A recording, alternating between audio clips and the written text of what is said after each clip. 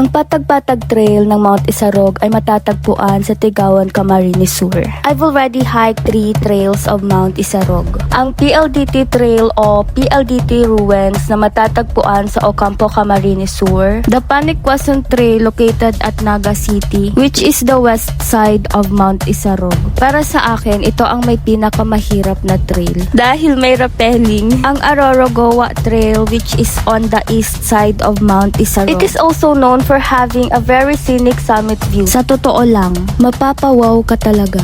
And the last official trail ang Patag-Patag Trail. Hello. It's 4:30 a.m. Alas 4:30 ng umaga nang umalis ako sa bahay upang magbiyahe ng mahigit 1 oras papunta sa Ocampo, Camarines Sur. Mula sa Anawan ay kailangan mong maghabal-habal patungo sa Conceset kung saan naroon ang jump-off ng Patag-Patag Trail. Panibagong trail, panibagong pagsubok. Alas 7 ng umaga ay sinimulan na namin ang aming paglalakbay. Alam nyo ba na hindi ako gaanong nahirapan sa trail na ito dahil marami siyang patag, kaya nga 'di ba Patag-Patag Trail? Ang medyo nagpahirap lang dito ay ang kailangan mong dumuko dahil madaming tumbang kahoy at mahirap ilusot ang mga bag na dala namin. Kaya pala patag-patag. Kasi patagilid.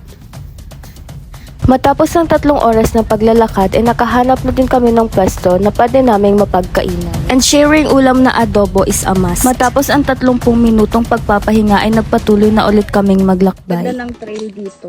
Unlike sa ibang trail ng Mount Isarog. Daming patag, nagilid. Tapos naman ito siyang patag. Hindi masyadong technical. Hindi ko alam kasi nag-isimula pa lang naman. Mag-isa lang ako dahil nahuli na ako. Naiwan na nila ako, guys.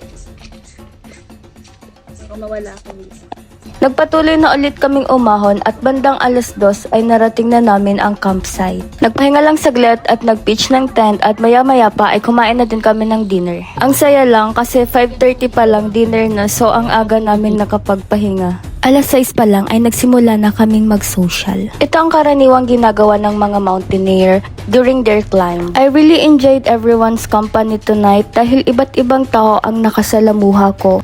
Merong broken, merong married, merong single, merong masaya lang, at ang importante sa lahat ay walang out of place. Every story is shared without judgment. Pag napalo kang kesa sa nagkasuruhan, nagkailingan kamo magiraray, mas maray ang ginagas. Wait, joke lang yan. May ex talaga yung nagpabalik. May lahat na nga dyan sa imo. Ano, may araw kayo ni. Hi, usapang ex. Kasabay ng pagluha ni Ate Mary ay ang pagbuhos ng napakalakas na ulan. To the point na para bang binabagyo na kami sa loob ng tent namin. Alas 5 na ng umaga nang nakapag-push to summit kami, at alam nyo ba na hindi na dapat ako sasama sa summit dahil magdamag umulan, so sigurado ako na wala kaming clearing. Pero dahil andito na din tayo, sumama na lang din ako. Hi guys. Wow! Pinabagyo kami ngayon dito sa summit. Ay, hindi. Sa trail, pa summit. Tignan nyo yan, oh.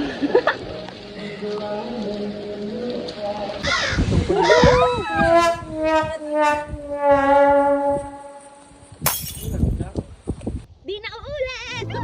Unfortunately, wala kaming clearing. Medyo nakakasad lang kasi ito na yung huli kong trail pero saka pa ako walang clearing. Pero okay lang, revenge hike na lang ako. I will always come back here in Mount Isarog. Wow!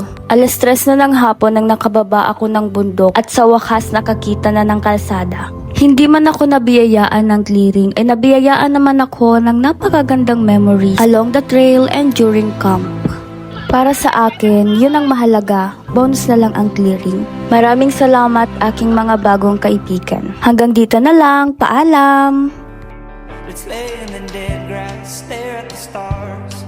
Run away and live out of cars and bars. Let's just leave here, cause there's nothing left to see. And if that's wrong, let's make it right. And if you leave, just give me one more night. Cause there's no one that you'll find that's quite like me.